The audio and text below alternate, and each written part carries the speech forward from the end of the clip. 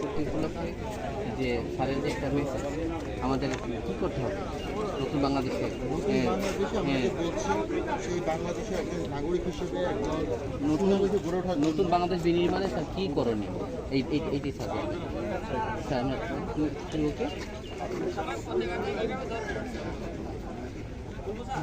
জুলাই গণঅভ্যুত্থানের পর বছর পূর্তি আজ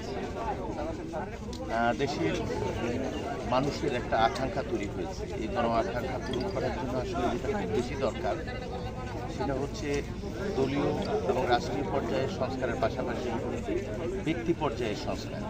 প্রত্যেকটি মানুষ তার প্রাতিষ্ঠানিক নাগরিক দায়িত্ব পালন যদি করে তাহলেই কেবল রাষ্ট্রীয় সংস্কার দলীয় সংস্কার কার্যকর। 1 বছরের উপলব্ধি হচ্ছে আমরা যে অর্জন করেছি সেটাকে যদি ধরে রাখতে হয় তাহলে প্রত্যেকটি ব্যক্তি নিজেকে প্রশ্ন করতে হবে তিনি নিজে কী করছেন।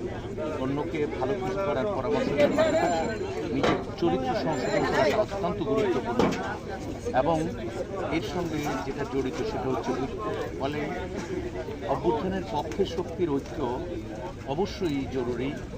তা না হলে পরাজিত শক্তির কাছে শুধু এই ব্যক্তিগুলো নয় গোটা বাংলাদেশ আবার হারবে। ফলে আজকের আমার সবচেয়ে বড় আহ্বান হচ্ছে ব্যক্তি পর্যায়ে চরিত্র বিনির্মাণ করা অত্যন্ত জরুরি। অন্যকে অভিযোগ দেওয়ার আগে নিজের চরিত্র এবং নিজের দিকে তাকানো খুব জরুরি। জাতি হিসাবে যদি আমরা নিজেদের দাঁড়াতে চাই তাহলে এই চরিত্র গঠনের ক্ষেত্রে ব্যক্তিগত পর্যায়ে গুরুত্ব দেওয়া উচিত এবং নৈতিকভাবে আলোকিত হওয়া খুবই জরুরি। এবং তাহলেই কেবল আমরা যেই নতুন বাংলাদেশ পেয়েছি গণ আকাঙ্ক্ষা যেটা রয়েছে সেটা পূরণ